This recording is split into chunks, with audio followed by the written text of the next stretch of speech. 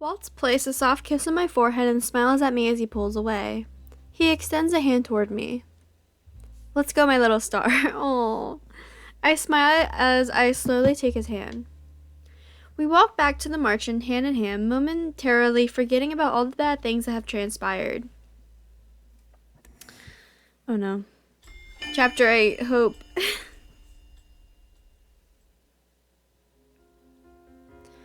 It has been almost 3 weeks since Mother's revival, and yet I have not heard or seen anything of her. What are you planning to do, Mother? Parfait told me before that the 𝐻𝐻𝐵𝐴𝐴𝐻 had already chosen me as its next bearer. Does that have anything to do with why Mother is still in hiding? It is impossible not to feel the weight of my new responsibility. I've not yet fully accepted that I am now the bearer, but I cannot run from this responsibility for long. The 𝐻𝐻𝐵𝐴𝐴𝐻's bearer's duty is to work alongside Parfait and to balance the light and darkness of the kingdom. That balance had only just begun mending before Mother's sudden revival. For nights, I have been wondering if there is some other way to stop Mother without fighting her. No. A small part of me hopes that perhaps Mother can still change. I think about that, and then I remember how Mother so heartlessly killed Father as soon as she had been revived. She was sleeping for 4 years, but that did not change her mind. Even now, I can only assume that she still means to make this kingdom suffer. It feels as if my heart is twisting itself into a knot. I gasp when a bright spark fizzles to life in my hands. I clench and unclench my hands, taking deep breaths to calm myself. Ever since I started trying to work with magic, it has been activating on its own. Whenever I feel any sort of deep emotion, some type of electricity sparks in my hands. Okay, that's interesting. It is all I can do to try and keep my emotions in check. The last thing I want is to accidentally burn down the marchand or to hurt anyone inside of it. Delora and Waltz have both agreed to start teaching me how to use my magic. For the last few days, the forest near the marchand has served as the training grounds. Parfait constantly cloaks the marchand in powerful magic to keep our presence hidden from Mother and the other witches. It allows us to use our magic without worrying about being tracked. Still, Parfait's constant spell has considerably weakened her. That's bad. Delora and Waltz try to convince her to not cast it in the first place, but Parfait insisted that we remain as close to the 𝐻𝐻𝐵𝐴𝐴𝐻 as possible rather than move somewhere safer. She told us that all I need to do is be close to the 𝐻𝐻𝐵𝐴𝐴𝐻 as its bearer. As far as we all know, the crystal is still unmoved in the palace. I know that the chance I will face Mother in a battle of magic is extremely high. Although I fear the outcome, I have no choice but to consider the possibility. Time is running out and I do not have the luxury of waiting much longer. I must decide what I must do. They all believe that I am the only one who can stand up to Mother, even with so little practice. Last night, I told Parfait that I would make my decision the next day and that I would tell everyone what I had decided. Now is the time for that decision. When I step into the reception room, everyone is already there waiting for me. I catch Waltz's eyes first. He cocks his head ever so slightly, his lips stretching into a warm smile. I nod at him and smile back. I take a deep breath before facing everyone. This is the first time I have spoken properly with everyone since my father's death. Before I tell you my decision, I want to apologize for everything that I have done and for everything that has happened. Mother is back because I was a coward and Father died because I was weak. Lucette. Ophelia is the first to respond. It wasn't your fault, dear. I stare down at the ground with my hands clenched. I try to will my anger away, but only manage a few deep, stilling breaths before I look up again. I brought Mother back because I feared that disobedience would have them kill my father, yet in the end he was still. The image of my father's smiling face flashes through my mind. I clear my throat.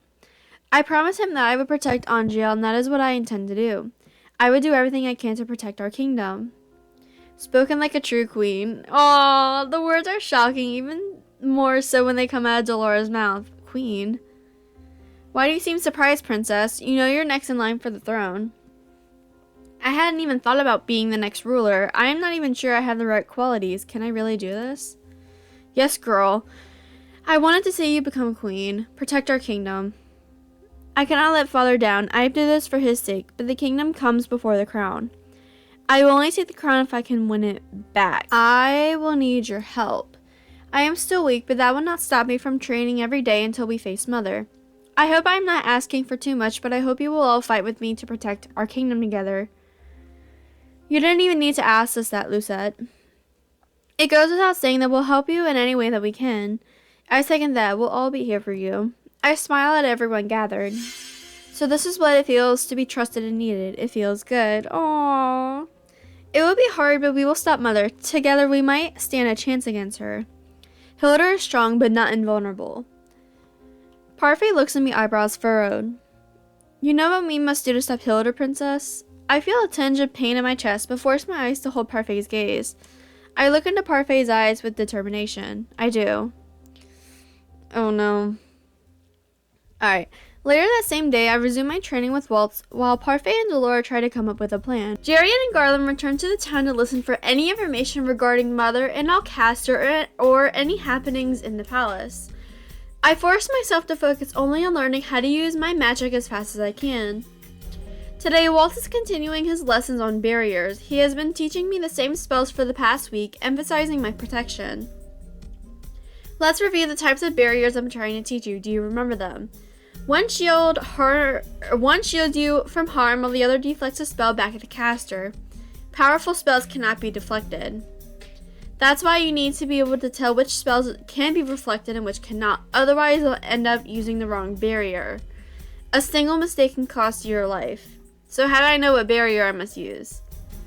Allow me to demonstrate. You've seen me cast my spells many times, so you should be able to tell the difference between them. But for now, let's think of it as another game. Just take a guess. Who knows, you might actually give me the right answer. I'll give you a nice little treat if you do. A treat? He always did like treating me in town. It's special this time. I wonder if this is just like those other sweets he's treated me to before. Ooh, can we get another candy apple? Walt snaps his fingers and a glimmering but faint purple light appears around him. It is faded at first but slowly becomes brighter as he moves his hands. Usually the effects of Waltz's magic are immediate, but this spell is taking longer to cast. Is it stronger magic?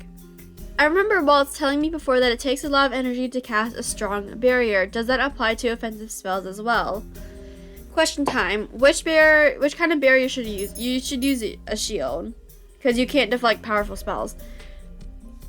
The slow casting time makes it seem like a powerful spell, and powerful spells cannot be deflected. Surely this is the right answer. Is that your final answer? My confidence is thwarted by sudden indecision. Lucette, in the midst of a battle, you won't have the luxury of time to think about your decision. I look at him and nod. It should be the right answer. That is correct. Now prepare your shield. I have never shielded myself from a powerful spell. What if my barrier breaks? Trust in yourself, Lucette. I do as instructed and stretch out my hands to cast a barrier to shield myself. Here I go. My hands shake as Waltz's spell collides with my barrier. I plant my feet to hold myself upright. Such a strong spell. When the light dissipates, I look up hesitantly before smiling triumphantly when I see that my barrier is still in one piece. I did it! Well done, little star. I eye the barrier again. My heart sinks when I notice new cracks in its surface. My barrier. Don't fret, Lucette. Even the strongest barrier will obtain cracks after being hit by a powerful spell. That is when you set up your next barrier. Your opponent will usually make the mistake of assuming you have the same shield up and attack you with a weaker spell to try to break it. You can be ready for them with a new barrier. I nod. I'm impressed at how fast a learner you are. I have a good teacher. Oh, I think you're just a good student. So when will you teach me offensive spells? I don't think you need to learn those quite yet. The witches we're up against will probably stick to the offense, which means protecting yourself will be even more vital than trying to attack them. I told everyone that I would fight, and I meant it. If I need to hurt someone to save someone, I will do it. I look him in the eyes, my gaze unwavering. I still need to learn, even if it is just one offensive spell, Waltz. What if I need to help you? I cannot do that by just conjuring barriers. I would not lose anyone else's time, Waltz. I look up at Waltz, my heart aches at the sight of his frown. I don't want to lose you either. That is why I need to be as strong as possible. I want to be able to protect you. Waltz makes his way over to join makes his way over to me in just a few strides and pulls me into his arms. I will do what I can to save you from a repeat of what happened last time, Lucette. But you won't lose me. Waltz pulls back and looks at me, his expression warm and gentle. Here is your treat as promised. Huh? Aww. Waltz bends down to place his lips over mine in a soft kiss. It is a short-lived kiss, but it is enough to make me breathless. You're all red, Lucette. That was your special treat? Disappointed? I quickly pressed my cheek to his chest to keep him from seeing my tinted cheeks. No? Let's call it a day. You need to rest. Teach me an offensive spell first. Lucette, we've been practicing since morning and it will be dark soon. You already know that overusing your magic will take a toll on your body, especially when you're still getting accustomed to it. I shake my head out, both determined. Using my magic before did wear me out, but now I can handle more. What kind of bearer would I be if I couldn't handle this much? Please, I am begging you, Waltz. He eventually sighs and rubs the back of his neck. Okay, but just one spell. Thank you. He steps away from me. What I will teach you is a lightning spell. It's not for the faint-hearted. It will inflict excruciating pain on your enemies and also potentially paralyze them. I nod as Waltz continues his explanation. Though I try my best to conjure the electricity, I have only managed sparks at the end of the day. I collapse onto my bed. I can feel the exhaustion lying over me like a blanket. I can barely move my arms after trying the lightning spell over and over again. I need to learn that spell as soon as possible. I yawn and then close my eyes. Sleep comes easy that night. Oh, Lucette, that voice. Come back to me, my sweet princess. As her mother, no. You have no choice in this, little one. You will come back to me whether you like it or not. I will be waiting for you. Oh no. I sit up in my bed, my heart pounding loudly in my chest and in my ears. A dream. I wipe unexpected beads of sweat from my forehead as I calm myself with steady breaths. Okay, you know what? No, I will never go back to you, Mother. I end up waking later than usual, a result of my practice from yesterday. When I step inside the reception room, I see Jurian and Garland speaking with Parfait, Delora, and Waltz. There is a definite solemnity to the air. They all turn and look at me as I approach. Did something happen?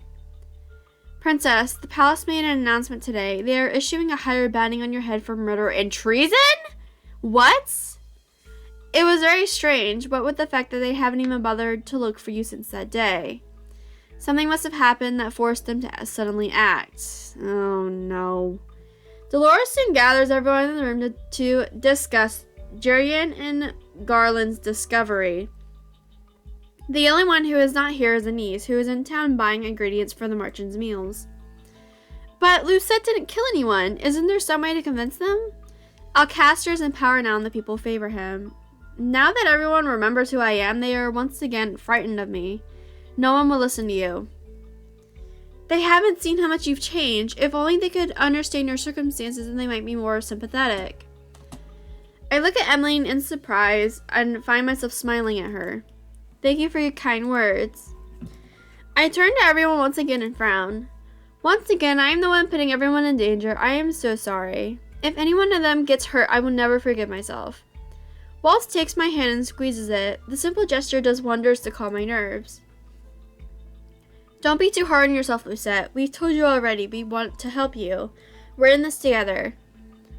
He's right. I am not sure there is much fraud Emmeline or I could do, but we will definitely support you until the end.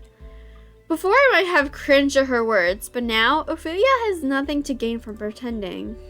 Mother is right. We're a family and we will not abandon you. Ophelia and Emmeline are both smiling at me warmly. Even Rod seems to have a ghost of a smile on his face. Thank you. I apologize for bringing this up, Karma, but is it possible to ask for reinforcements from Brigantia?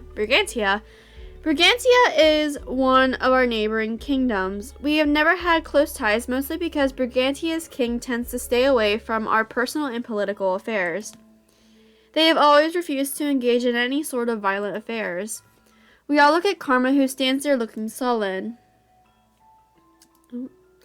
After a few moments, he lets out an exasperated sigh. You want me to ask the kingdom of 𝐕𝐢𝐬𝐿 for help. I remember Karma mentioning before that he was part of a noble family, but I did not expect him to be from 𝐕𝐢𝐬𝐿. What is he doing here, and how could he possibly ask for help from a king? The king does not participate in battles or skirmishes. It seems unlikely that he would provide support. He wouldn't provide assistance? Not even if his own what? Not even if his own son asked him. Son? You mean... Karma crosses his arms and sighs. Well, I suppose there's no use hiding it anymore. Yes, I am the son of King Clement of 𝐕𝐢𝐬𝐿. Judging from the sudden quiet in the room, it seems that Parfait, Delora, Waltz, and the knights were only ones that knew. You're the lost prince? The lost prince? Jonara told me that King Clement's oldest son had disappeared just a year ago. There were circumstances. My family never knew I had the Fairytale Curse. I was forced to leave my kingdom so that I could come here to break my curse. He came to Angielle to break his curse? His eyes wander slowly to me, but then he focuses once more on the conversation. To answer your question, though, no, I do not believe my father would send help. He hasn't heard from me since I left a year ago, and he would most likely think me some kind of imposter unless I showed up at the kingdom's doorsteps. Even then, he would have too many questions, and we would never get the help we were seeking in time. It seems we can't rely on them for help, then. We all turn to stare at Anise. The fine lady Anise has suddenly appeared in the margin. What magic is this? I actually just came back. I'm sorry for startling you all, but I found this and I had to bring it back. Her smile fades as she pulls out a flyer for us to see. An announcement. From the look of it, 4 days from now, 𝐿𝐾aster will make a speech about the changes that are to happen in Angielle. Changes? That doesn't sound very promising. It means bad news, but it may be worthwhile to take a look. This might give us some insight into what's happening at the palace. Hilda is still in hiding, but it seems very likely she could be involved in all this somehow. They could be plotting something special for that day.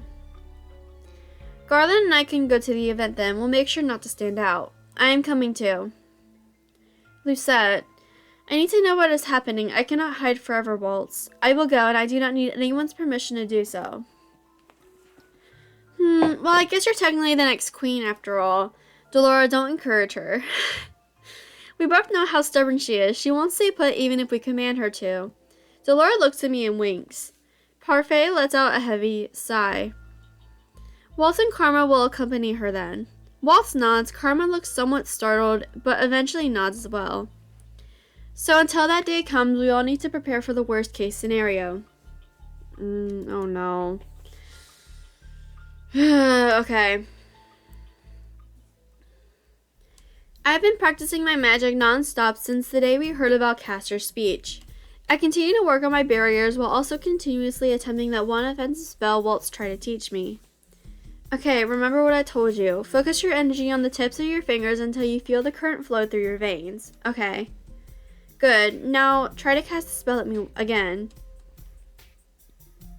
I stretch out my hand and imagine the energy gathering at my fingertips. I see sparks as I begin to cast the spell. Good, keep going. At the end of my casting time, I can feel the lightning snaking up and down my arms. Now release it. I direct the spell at Waltz with as much strength as I can muster, but it barely touches his barrier before it fades away. I groan. You're getting there, Lucette. The magic is weak, but it might still be able to paralyze someone for a time so long as you hit them when they don't have a barrier up. But the speech is tomorrow. I will not be able to master it by then. You don't need to. Let's not assume things will be so bad. We're only going there to watch a speech. If that's all it is, you won't need your magic. The two of us continue to diligently work, but after a few more rounds, my arms are sore and my mind is foggy. Waltz calls it a day, and the two of us retire to our rooms for the night.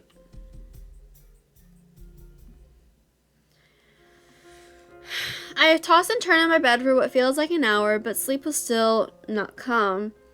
It has been almost a month since I last went into town, and it is impossible to not imagine the worst possible scenario for tomorrow. I will probably be awake until the sun rises. I turn and glance at the doll that Waltz gave me so long ago. She sits at my table, her glassy eyes staring back at me. I wonder if he is already asleep. Maybe he can help me calm my nerves. Waltz? There is only silence. Maybe he is already asleep. I am about to leave when the door suddenly opens. Hi, Lucette. Hello, Waltz. Let me guess, couldn't sleep? I nod. Come in, then. I sit on his bed and look around. My eyes shift to his table where I notice a pile of sewing materials and an assortment of puppets.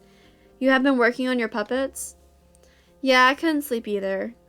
It's been a while since I last did a show, but I want to make sure my puppets and materials are ready to go once this is all over. I am sure the children are looking forward to seeing your shows again. Yeah.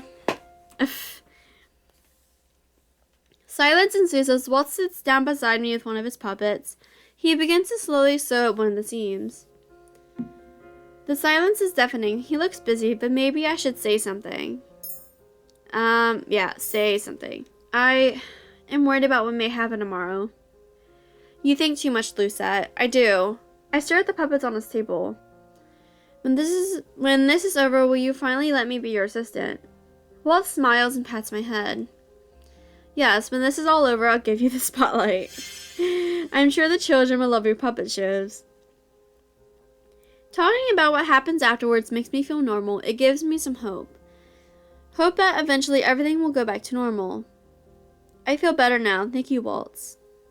Oh, I'm not sure I even did anything. You have, just by being here with me. Oh, she's smiling. You know I'd do anything for you, little star. Little star? There is that nickname again. Does it bother you? No, I was just wondering where it came from. Alright, I never told you the story, did I? Back when I was still your mother's apprentice, my life was dull and empty. Then you showed up. Your circumstances were the same as mine, but your light never faded. You became my hope in that dark place, my light. That is why I consider you my little star. I can only stare as Walt smiles at me. Right now, all I want is to stay by his side, to stay within the comforts of his warmth. I look at him and a thought shifts into my head, tinting my cheeks pink. What is it? Can I stay with you tonight? What? Well, Walt's face is tomato red. He looks shocked. I can't? It's not that I don't want you to, but I might, He glances away and begins mumbling to himself. I suddenly feel dejected. Don't make that face, little star. Walt sighs. Okay, you can stay. Really? Yeah.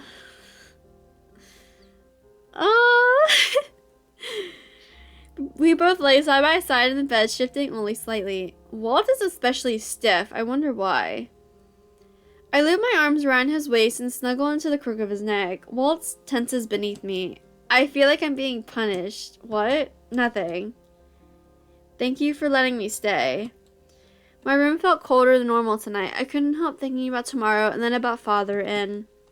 My words trail off as I try to focus on Waltz's warmth. Please do not leave me as well, Waltz. Lucette, look at me. I move back to look up at him. Waltz stares at me with an intensity that makes it difficult to look away. His features are illuminated by the soft moonlight, making them stand out all the more. My heart skips a beat. I'm not going anywhere, Lucette. I will always be wherever you are. I promise to always protect you. Aww, I reach out to touch his cheek. Thank you. He smiles at me before putting his arm around my waist and pulling me closer. I snuggle against his chest, taking in his warmth. I eventually fall asleep in his arms. Today is the day. Everyone has been busy preparing for the speech. I was told to relax, and I have used the opportunity to move into the forest garden and get some fresh air. Did I say forest garden? Oh my god. If only everywhere was as peaceful as this. Lucette. Oh, hi, Ophelia. I turn around to see Ophelia slowly walking toward me, a hesitant smile on her face. Ophelia. I'm sorry that I cannot be of much help during these distressing times. You have already helped me enough, Ophelia. You supported Father when I did not. You had to stay safe, you and the others. You've truly changed. Ophelia takes my hands in hers and looks at me solemnly. Promise me you'll come back to us. I'll be praying that nothing happens today, but if it does, I beseech you to put your safety first. Ophelia, I may not be your real mother, but you've always been my daughter? Oh my god! Guilt floods through me. I have been cruel to her ever since she first came into our lives, and yet she still treats me so warmly. I do not deserve your kindness after all I've done to you. Emmeline and Rod, I am so sorry. Ophelia pulls me into a hug and smooths down my hair. That's all in the past now, dear. What matters now is the present. I nod and close my eyes. I missed out on so many things when I closed my heart up to everyone. I had always thought I was alone, but I was wrong. Thank you, Ophelia. Oh my god, that was so sweet. Cyril Caster's speech starts in an hour, and everyone is making...